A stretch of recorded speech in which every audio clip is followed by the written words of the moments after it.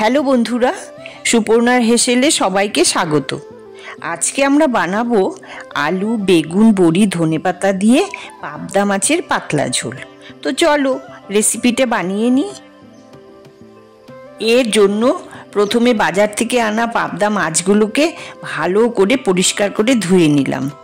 এবার তাতে লবণ, হলুদ মাখিয়ে 10 মিনিটের মতন রেখে দেব। আর এদিকে বেগুন, পেঁয়াজ, আলু কেটে নেব এবং সাথে নিয়ে নেব কয়েকটা মুসুর ডালের বড়ি। আমি মাছের ঝোলে রান্নায় মুসুর ডালের বড়িটাই ব্যবহার করি। এখন একটি কড়াইয়ে মিডিয়াম আঁচে সর্ষের তেল গরম করে মাছগুলোকে ভেজে নেব। পাবদা মাছ ভাজার সময় খুব ফোটে আর গরম তেল ছিটে আসার সম্ভাবনা থাকে। তাই ভাজার সময় বন্ধুরা একটু কাঁচা লবণ গরম তেলে দিয়ে মাছগুলোকে ছাড়লে ফোটার সম্ভাবনা কম থাকে। তোমরা ঢেকেও করতে পারো, তবে তাতে নাড়াচাড়া করতে একটু অসুবিধে হয়। আর একটা কথা বন্ধুরা, পাবদা মাছ সবসময় একটু কম ভাজবে। বেশি ভাজলে মাছের স্বাদ নষ্ট হয়ে যায় আর খেতেও শক্ত লাগে।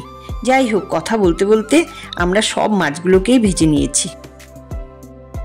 এবার ওই মাছ ভাজার তেলেই মুসুর ডালের বড়িগুলো লাল লাল করে ভেজে নেব। আবারও ওই তেলেই কালো জিরে, পেঁয়াজ ফোড়ন দিয়ে নেব। বন্ধুরা, রান্নার আঁচ লো থাকলেই ভালো, না হলে পুড়ে যাওয়ার সম্ভাবনা থাকে। এবার কেটে রাখা বেগুনগুলো একটু ভেজে নিয়ে আলুগুলোকেও দিয়ে দেব।